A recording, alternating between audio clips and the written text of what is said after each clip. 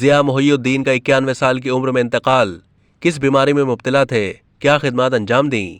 عالمی شہرت یافتہ معروف ہدایت کار، صداکار، اداکار اور میزبان ضیاء محی الدین کراچی میں 91 سال کی عمر میں انتقال کر گئے۔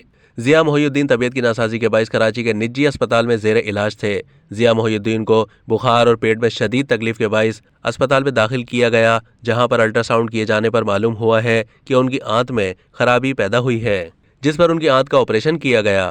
آپریشن کے بعد ضیاء محی الدین کو اسپتال کے انتہائی نگہداشت وارڈ میں منتقل کیا گیا تھا، جہاں وہ دوران علاج انتقال کر گئے۔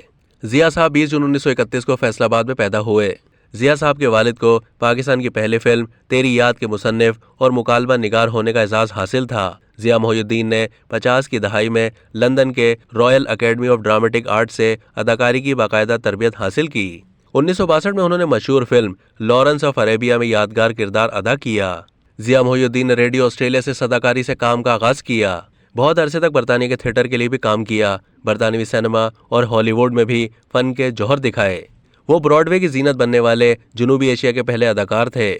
70 کی دہائی میں انہوں نے پی ٹی وی سے ضیاء محی الدین شو کے نام سے مشہور پروگرام شروع کیا۔ ضیاء محی الدین 1973 میں پی آئی اے آرٹس اکیڈمی کے ڈائریکٹر مقرر کر دیے گئے۔ جنرل ضیاء الحق کے مارشل لا کے بعد وہ واپس برطانیہ چلے گئے۔ 90 کی دہائی میں انہوں نے مستقل پاکستان واپس آنے کا فیصلہ کیا۔ ضیاء محی الدین نے انگریزی اخبار دی نیوز میں کالم بھی لکھے۔ ان کی کتاب اے کیرٹ از اے کیرٹ ایک مکمل ادبی شہپارہ ہے۔ حکومت کی جانب سے ضیاء محی الدین کو ان کی خدمات کے اعتراف میں 2003 میں ستارہ امتیاز اور 2012 میں ہلال امتیاز سے نوازا گیا۔ 2004 میں ضیاء محی الدین نے کراچی میں national academy of performing arts کی بنیاد رکھی اور زندگی کے آخری لمحات تک اس ادارے کے سربراہ رہے۔ اب تک کے لیے اتنا ہی۔ مزید معلومات کے لیے ڈیلی جنگ کے یوٹیوب چینل کو سبسکرائب کیجیے۔